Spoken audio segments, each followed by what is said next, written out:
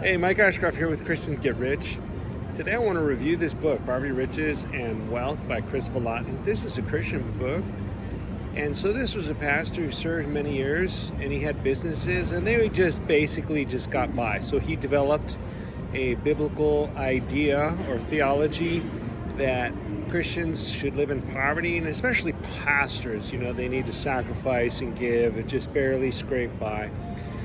So he moves into ministry in the Redding Church, Redding, California, the revival there.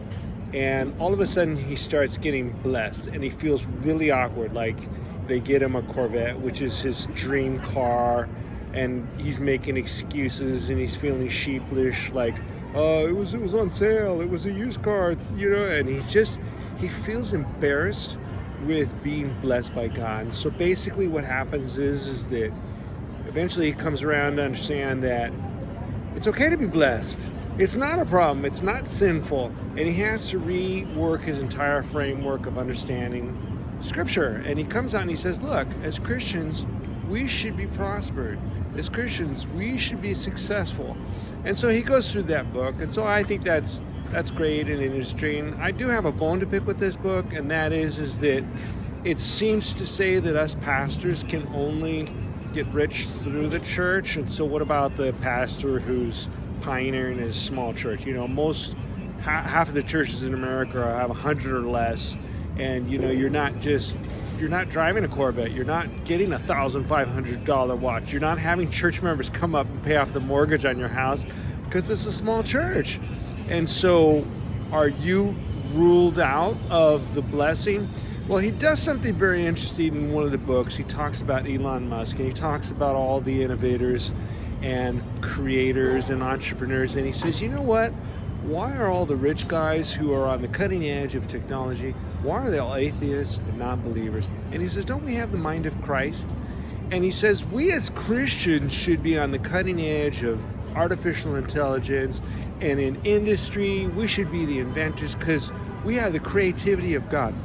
And that's where he just goes off the rails and just it's hugely impactful, this part of the book, because yes, I think that Christian pastors, we can get rich outside of the ministry. We don't need to siphon off of the ministry to live wealthy lives. We can have a sideline job. Yeah, why not?